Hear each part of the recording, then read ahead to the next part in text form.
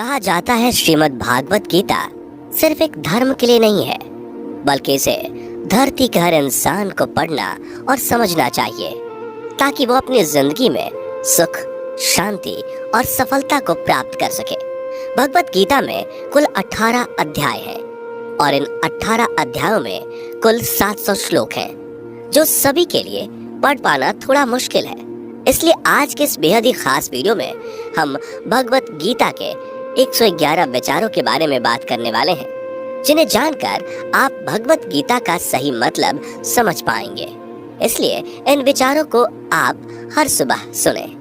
दोस्तों, अगर आप इस वीडियो का अधिक से अधिक लाभ पाना चाहते हैं तो कृपया कर इसे हेडफोन लगाकर शांति से सुने। तो चलिए जानते हैं श्रीमद् भागवत गीता के 111 पावरफुल विचारों को। श्री कृष्ण कहते हैं कि मनुष्य को परिणाम की चिंता किए बिना, लोभ लालच बिना एवं निस्वार्थ और निष्पक्ष होकर अपने कर्तव्यों का पालन करना चाहिए।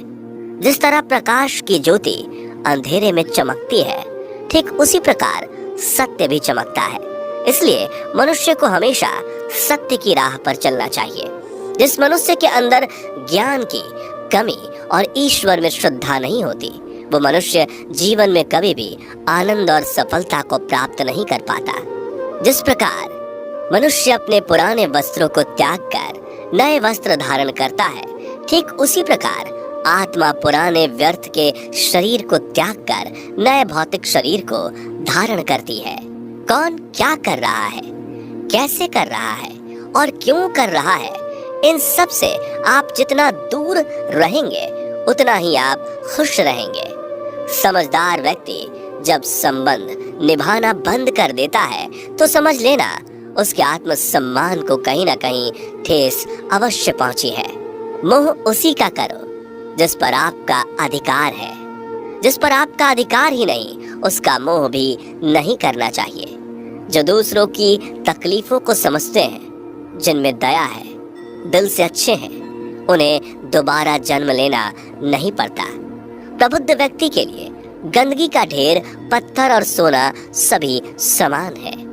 आपके कर्म ही आपकी पहचान है, वरना एक नाम के हजारों इंसान हैं। प्रेम सदैव माफी मांगना पसंद करता है और अहंकार सदैव माफी सुनना पसंद करता है। विषयों के बारे में सोचते रहने से मनुष्य को उनसे आसक्ति हो जाती है। इससे उनमें कामना यानी इच्छा पैदा होती है और कामनाओं में विघ्न आने से क्रोध की उत्पत्ति होती है। सदैव संदेह करने वाले व्यक्ति के लिए प्रसन्नता ना इस लोक में है, ना ही कहीं और। कर्म वह फसल है जिसे इंसान को हर हाल में काटना ही पड़ता है। इसलिए हमेशा अच्छे बीज बोएं ताकि फसल अच्छी हो। जो होने वाला है वो होकर ही रहता है और जो नहीं होने वाला वो कभी नहीं होता। ऐसा निश्चय जिनकी बुद्धि में होता है, उन्हें चिंता कभी नहीं सताती। अच्छे कर्म करने के बावजूद भी लोग केवल आपकी बुराइयां ही याद रखेंगे। इसलिए लोग क्या कहते हैं इस पर ध्यान मत दो, तुम अपना कर्म करते रहो। जितना हो सके खामोश ही रहना अच्छा है, क्योंकि सबसे ज्यादा गुनाह इंसान से उसकी जुबान ही करवाती है। गीता में भगवान श्री कृष्ण कहते हैं कि हे अर्जुन, अपने परम भक्त जो हमेशा मेरा स्मरण या एक चित्त मन से मेरा पूजन करते हैं, मैं व्यक्तिगत रूप से उनके कल्याण का उत्तरदायित्व लेता हूँ। हे पार्थ, जो लोग भक्ति में श्रद्धा नहीं रखते वो मुझे प्राप्त नहीं कर पाते।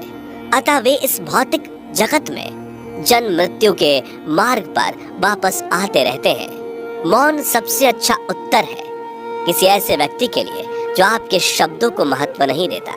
बदल जाओ वक्त के साथ, या फिर वक्त बदलना सीखो। मजबूरियों को मत कोसो, हर हाल में चलना सीखो।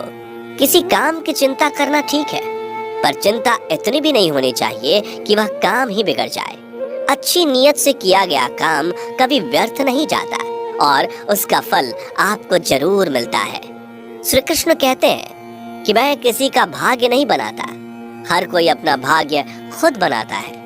आप आज जो भी कर्म कर रहे हो उसका फल आपको कल प्राप्त होगा, और आज जो आपके पास है वह आपके द्वारा पहले ही किए गए कर्मों का फल है। मनुष्य नहीं उसके कर्म अच्छे या बुरे होते हैं, जैसे मनुष्य के कर्म होते हैं, उसे वैसे ही फल की प्राप्ति होती है। तुम्हें सिर्फ अपने कर्म करने का अधिकार है, किंतु कर्म के फलों के तुम अधिकारी नहीं हो। तुम ना तो कभी अपने आप को अपने कर्मों के फल का कारण मानो, नहीं कर्म ना करने में आसक्त हो जाओ।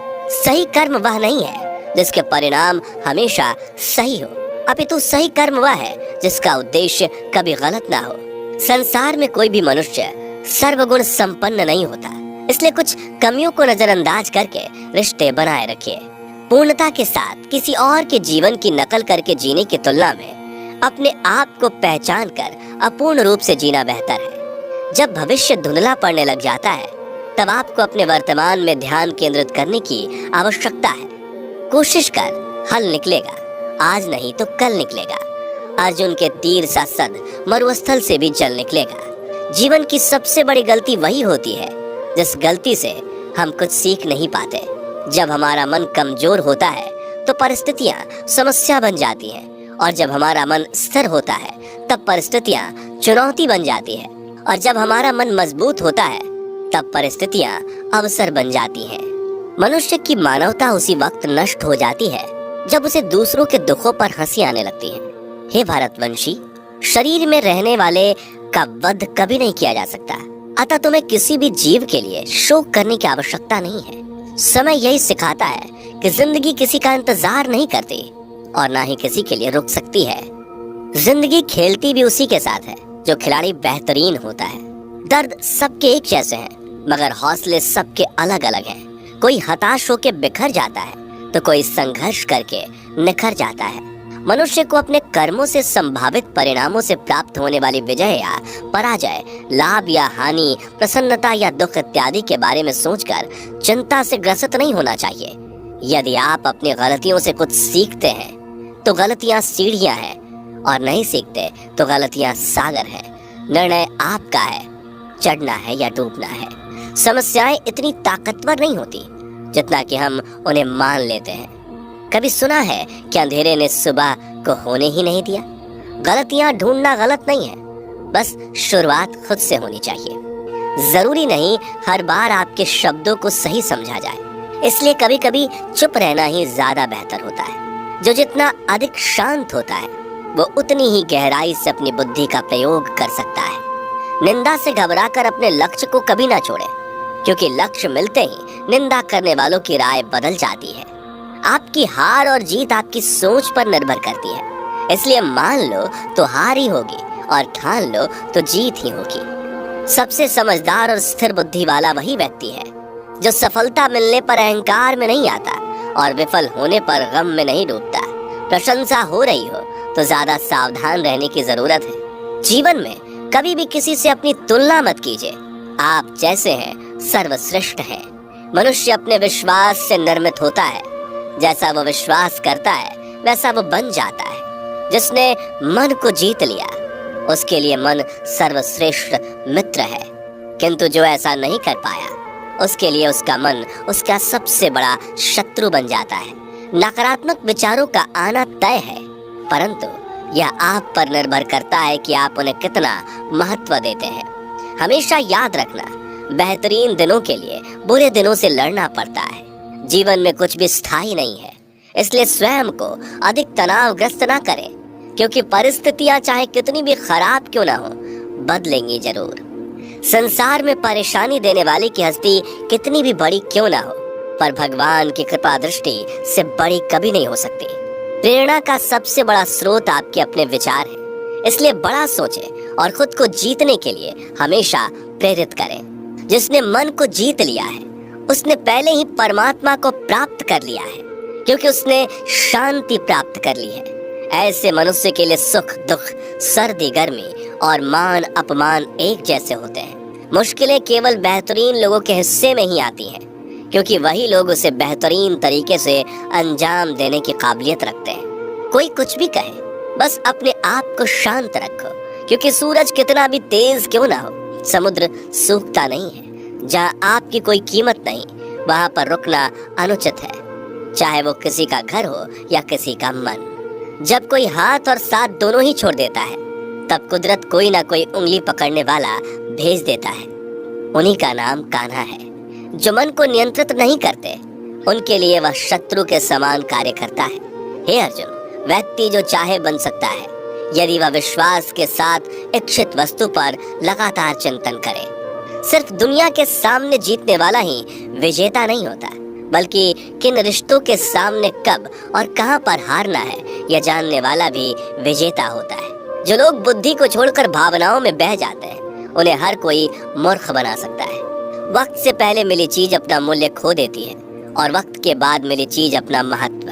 मनुष्य को अपने कर्मों से संभावित परिणामों से प्राप्त होने वाली विजय या पराजय, लाभ या हानि, प्रसन्नता या दुख इत्यादि के बारे में सोचकर चिंता से ग्रसित नहीं होना चाहिए। आत्मा पुराने शरीर को वैसे ही छोड़ देती है जैसे मनुष्य पुराने कपड़ों को उतार कर नए कपड़े धारण कर लेता है।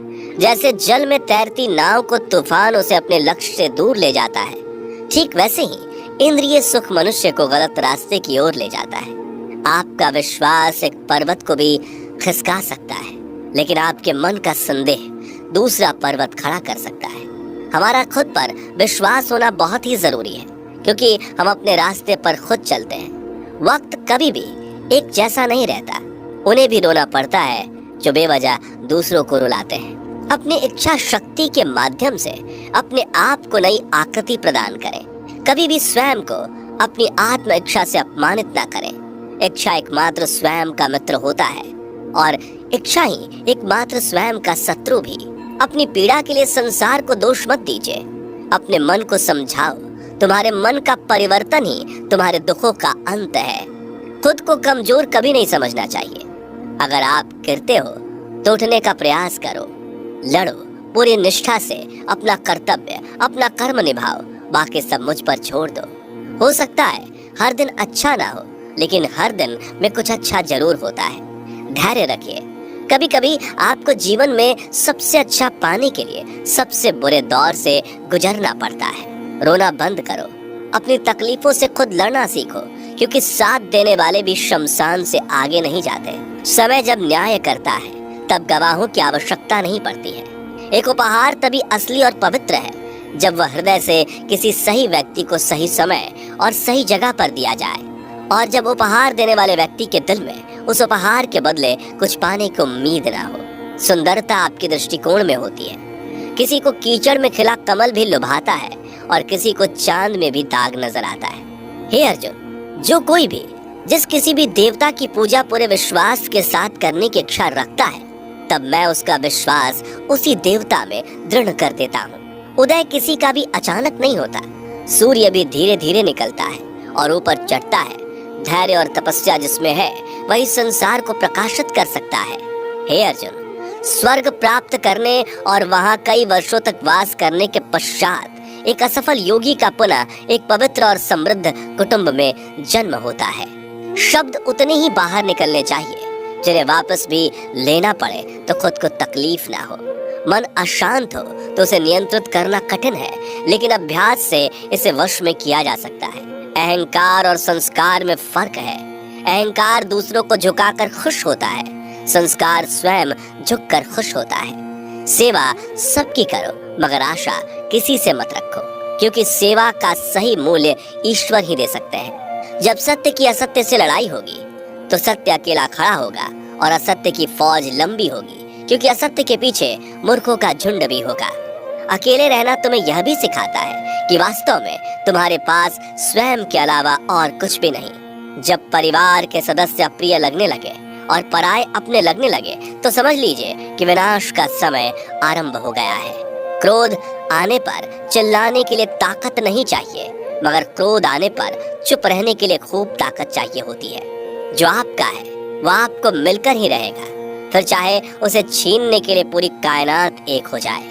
दो प्रकार के व्यक्ति संसार में स्वर्ग से भी ऊपर स्थित होते हैं। एक वो जो शक्तिशाली होकर भी क्षमा कर देते हैं, और दूसरे वो जो दरिद्र होकर भी कुछ दान करते हैं।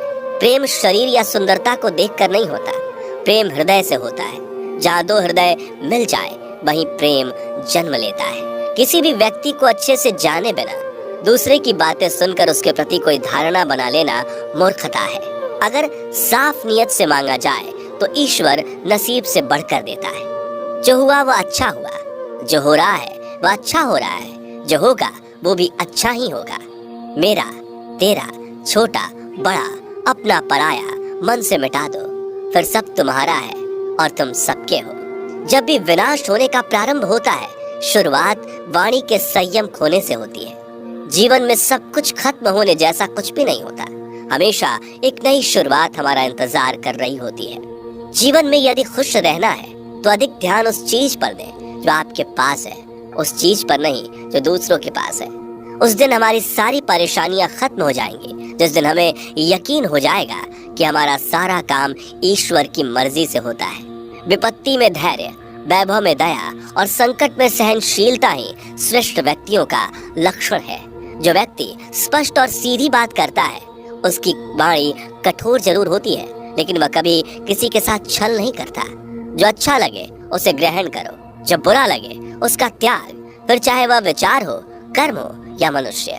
बुराई बड़ी हो या छोटी हमेशा विनाश का कारण बनती है, क्योंकि नाव में छेद छोटा हो या बड़ा, नाव को ही डुबो देता है। अपने परम भक्त जो हमेशा मेरा स्मरण या एक चित्त मन से मेरा पूजन करते हैं, मैं व्यक्तिगत रूप से उनके कल्याण का उत्तरदायित्व लेता हूँ। जो दान बिना सत्कार के कुपात्र को दिया जाता है वह तमस दान कहलाता है।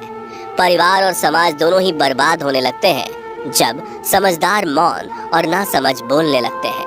आप वापस नहीं जा सकते और शुरुआत को नहीं बदल सकते, लेकिन आप चाहें वहीं से शुरू कर सकते हैं और अंत को अवश्य बदल सकते हैं। जब उम्मीदें टूटने लगे, कोई रास्ता दिखाई ना दे, तो एक बार भगवत गीता की शरण